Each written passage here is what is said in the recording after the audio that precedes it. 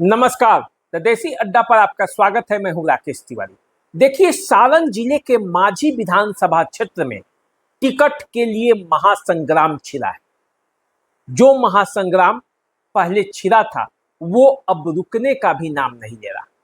NDA के दो घटक दल बीजेपी और जनता दल यूनाइटेड दोनों के दोनों ये सीट चाहते हैं और परिस्थितियां ऐसी है कि दोनों के बीच अब जो लक्ष्मण रेखा है वो और चौड़ी हो गई है। लक्ष्मण रेखा के इस पार एक तरफ राणा प्रताप सिंह खड़े हैं तो दूसरे तरफ रणधीर सिंह। राणा प्रताप सिंह और रणधीर सिंह के बीच टिकट के लिए जो खींचतान है वो पूरे सारण जिले में चर्चा का विषय बना हुआ है। और चर्चा का विषय इसलिए भी बना हुआ है क्योंकि जो कार्यक्रम जनता दल यूनाइटेड का है उस कार्यक्रम में बीजेपी के लोग उस सक्रियता के साथ शामिल नहीं हो रहे हैं जैसा उन्हें होना चाहिए, जैसा दूसरे क्षेत्रों में हो रहे हैं। ठीक उसी तरह जो कार्यक्रम बीजेपी का है उसमें जनता दल यूनाइटेड के लोग उस सक्रियता के साथ शामिल नहीं हो पा रहे हैं। अब देखिए, पिछले दिनों अशोक चौधरी आए हुए थे कोपा में एक कार्यक्रम के दौरान, लेकिन उस कार्यक्रम में बीजेपी के कोई शामिल नहीं हुए। न तो बीजेपी के सांसद जनार्दन सिंह सिग्रीवाल उसमें शामिल हुए, न राणा प्रताप सिंह शामिल हुए, न कोई अन्य बीजेपी के बड़े नेता उसमें शामिल हुए। तो ये उस कार्यक्रम के बाद चर्चा का कारण बना रहा कि आखिर जब एनडीए एक है तो उस कार्यक्रम में बीजेपी के लोग क्यों नहीं थे। इसी तरह जब बीजेपी का कोई कार्यक्रम हो रहा है तो उसमें जनता दल यूनाइटेड के कोई क्यों नहीं शामिल हो रहा है, जबकि एनडीए पूरे राज्य स्तर पर एक दूसरे कार्यकर्ताओं को आपस में घुलने मिलने के लिए एनडीए सम्मेलन कर रही है, जा रही है, लोगों को मना रही है, अपने बड़े नेताओं को भेज रही है। एनडीए के घटक दल के नेता जा जाकर विधानसभा क्षेत्रों में कार्यकर्ता सम्मेलन कर रहे हैं, लेकिन इसका जो पूरा असर होना चाहिए वो माझी में नहीं है। माझी में घमासान है और माझी में घमासान है इसलिए पूरे सारण जिला में माझी चर्चा का केंद्र बना हुआ है। देखिए, माझी बड़ा महत्वपूर्ण हो चला है क्योंकि पिछले 3 बार से जब आप देखेंगे तो एनडीए थोड़ी थोड़ी मतों से वहां मात खा जा रही है। तो उसके पीछे कारण यही है कि एनडीए में बिखराव है, एनडीए के वोटों में बिखराव है। जिस तरह की परिस्थितियां वहां उत्पन्न होती है उससे एनडीए बिखर जाता है। राणा प्रताप सिंह पिछले बार भी चुनाव लड़े थे, जनता दल यूनाइटेड को तीसरे नंबर पर ढकेल दिए, निर्दलीय प्रत्याशी के तौर पर दूसरे नंबर पर चले आए। इस बार फिर उनकी तैयारी है और कहा यह जाता है कि प्रभुनाथ सिंह के बेटे रणधीर सिंह जो कि छपरा के विधायक रह चुके हैं, महाराजगंज से एमपी का चुनाव लड़ चुके हैं, माझी से चुनाव लड़ना चाहते हैं। अब ऐसे में राणा प्रताप सिंह और रणधीर सिंह दोनों एक दूसरे को फाइट देने के लिए तैयार है क्योंकि टिकट किसे मिलेगा असली खेल ये है। अब माझी में राणा प्रताप की तैयारियां काफी लंबे अरसे से चल रहा है। वे गांव-गांव जाकर लोगों को मना रहे हैं। इधर रणधीर सिंह ने जब से फैसला किया है कि माझी से चुनाव लड़ेंगे तब से उनका भी कार्यक्रम चल रहा है, वो भी जनता के बीच जा रहे हैं। लेकिन सवाल ये है कि जब एनडीए एक है, सवाल ये है कि जब भाजपा और जनता दल यूनाइटेड में गठबंधन है तो सीट तो किसी न किसी एक व्यक्ति को ही मिलेगा, लेकिन कंफ्यूजन है भाई। माझी में बहुत कंफ्यूजन है और इस कंफ्यूजन को दूर किए बगैर एनडीए का रास्ता जो है वो आसान नहीं है। यदि एनडीए इसी तरह करता रहा, कार्यकर्ताओं में भ्रम की स्थिति रही तो फिर मामला यहाँ बिगड़ भी सकता है और इसका असर न सिर्फ माझी बल्कि अगल बगल के क्षेत्रों पर भी पड़ेगा।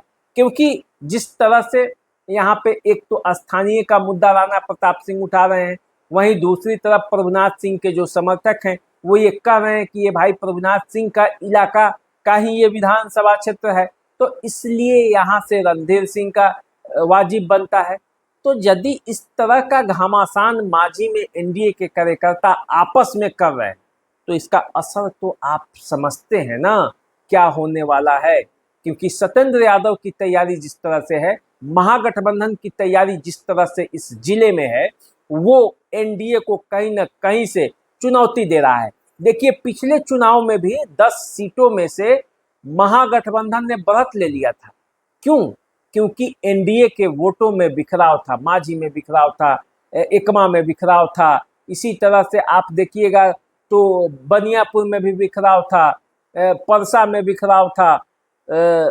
इसलिए इस तरह से कई ऐसे क्षेत्र हैं जहां पे एनडीए के वोटों में बिखराव की वजह से महागठबंधन को बढ़त मिली थी। इस बार भी कुछ वैसा ही दृश्य बनते जा रहा है। अगर ऊपर के स्तर पर इस पर अभी से ध्यान नहीं दिया गया तो फिर मामला कुछ भी हो सकता है। देखिए हालांकि इस बात की जानकारी एनडीए के नेताओं को भी हो चुकी है और एनडीए के नेता एक अब कार्यक्रम बना रहे हैं जिसमें जहां जहां इस तरह का विधानसभा क्षेत्र है जहां पे ऐसा लगता है कि एनडीए के घटक दल के नीचे के जो कार्यकर्ता हैं वो आपस में मिल नहीं पा रहे हैं, तो वहां पे विशेष तौर पर एनडीए ध्यान दे रही है। मांझी भी उसमें से एक है। अब देखना यह है कि मांझी विधानसभा क्षेत्र को लेकर एनडीए जो तैयारी कर रही है, इस सीट को जीतने की जो तैयारी कर रही है, उसमें असल में होता क्या है। क्योंकि राणा प्रताप सिंह 10 से चुनाव लड़ते रहे हैं, यहाँ से 10 में चुनाव लड़े, 15 में चुनाव लड़े, 20 में चुनाव लड़े, तो 25 में भी उनका दावा स्वाभाविक है। दूसरी तरफ रणधीर सिंह जो कि लोकसभा का टिकट नहीं ले पाए, तो वे भी अपने लिए जब क्षेत्र तलाशने लगे तो उन्हें मांझी वो क्षेत्र मिला जहां से उनके पिता कई बार अधिकांश मतों से जीतते रहे हैं, तो उनके समर्थकों ने मांझी को ही सुझाव दिया। अब मांझी जो विधानसभा क्षेत्र है उसमें राणा प्रताप सिंह और रणधीर सिंह दोनों में टसल है। राणा प्रताप सिंह और रणधीर सिंह कभी एक दूसरे के समर्थक हुआ करते थे, क्योंकि जब प्रभुनाथ सिंह यहाँ से लोकसभा का चुनाव लड़ते थे तो ऐसा माना जाता था कि राणा प्रताप का पूरा परिवार भी प्रभुनाथ सिंह के साथ होता था।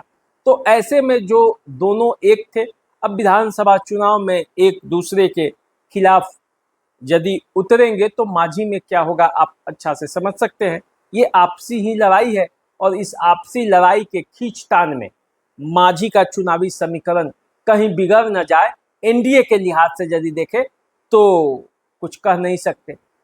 ये दोनों लड़ाई में यदि सबसे ज्यादा किसी को लाभ होगा तो वो होगा महागठबंधन, और महागठबंधन के सत्येंद्र यादव को इसका पूरा पूरा लाभ मिल सकता है यदि एनडीए ने इस बात पर ध्यान नहीं दिया तो देखिए आगे क्या होता है।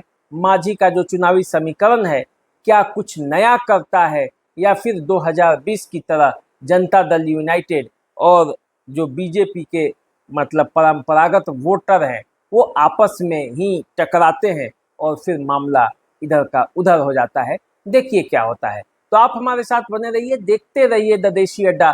चैनल को सब्सक्राइब कर लीजिए, यदि फेसबुक पर देख रहे हैं तो फॉलो कर लीजिए, क्योंकि मांझी, सारण, सिवान, गोपालगंज और बिहार की राजनीति की खबरें हम आपके लिए लेकर आते रहेंगे, आपको सब कुछ बताते रहेंगे। अभी दीजिए इजाजत, नमस्कार।